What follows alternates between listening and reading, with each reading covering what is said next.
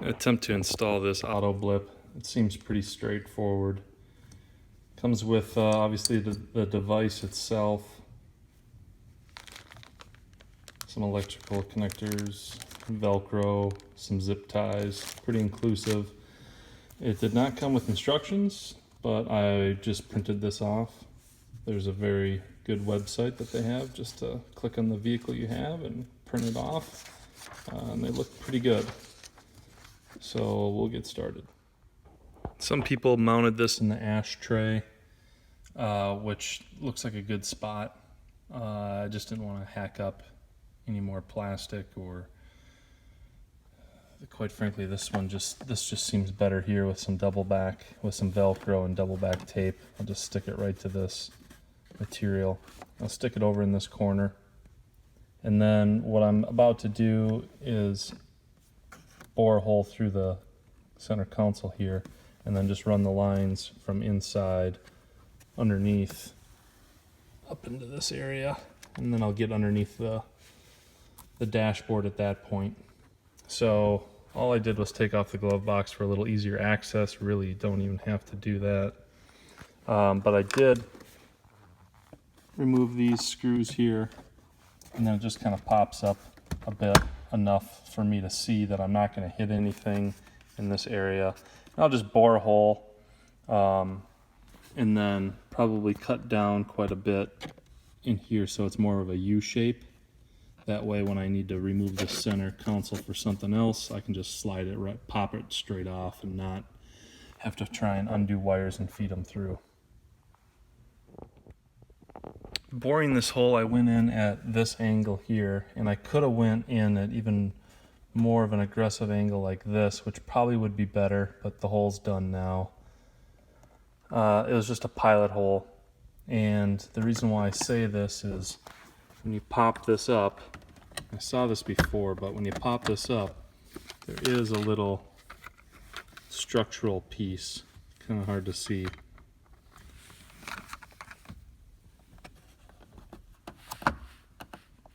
There, you can see this little boss type piece right here that I'm trying to miss. So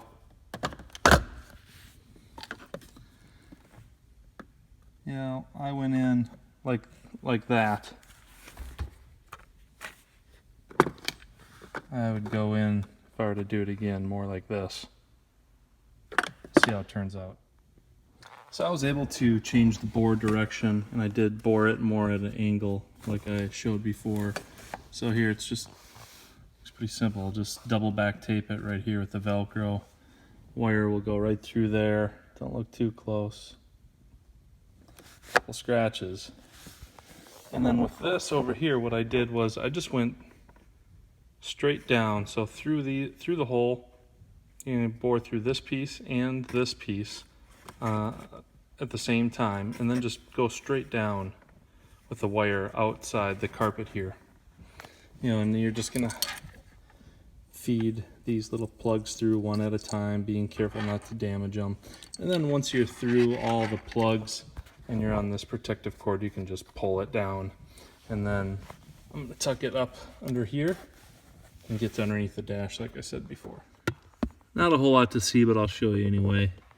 So it's all tucked up in there, but the clutch position sensor, this motor is in the way. This is a 3LT with a telescopic wheel. If you can just drop this down, it looks like it has a special nut, but it really isn't. So drop this down to give you a little more access to the sensor up there. For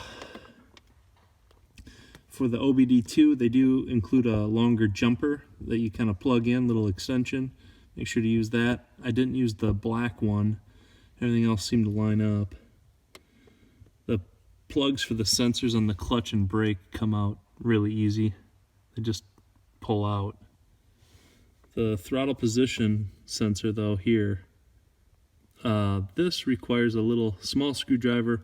Pull out a little gray retainer clip, and then you can unplug it. So take your time with that.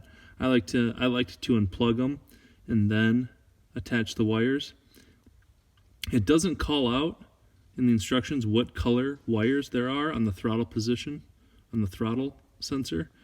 It's B and E, so you can see with the instructions which ones they are. I just unplug it and that's easier to handle. And then zip tie it all up in there and button it back up. Here it is fully installed. I calibrated it. Super easy. This installation went very simple. So you see I push the brake lights up. I push in the clutch, it lights up. Now when I push the clutch and then the brake, nothing, right? But I put the brake then clutch, auto, that was the blip. You saw the little blip. So it's doing that automatically. I can increase the RPMs a little bit here with duration. Brake, clutch, a little more RPM, or I can lower the RPM, increase the delay a little bit. I'm a little slower at shifting. Brake, clutch. So the delay is just minimal, from 0 to a half a second. But yeah, it was easy. And then if I want, I can just turn it off, close the glove box, back to normal. So I can adjust this as much as I want, but again, just imagine coming into a turn, apply the brake, clutch, auto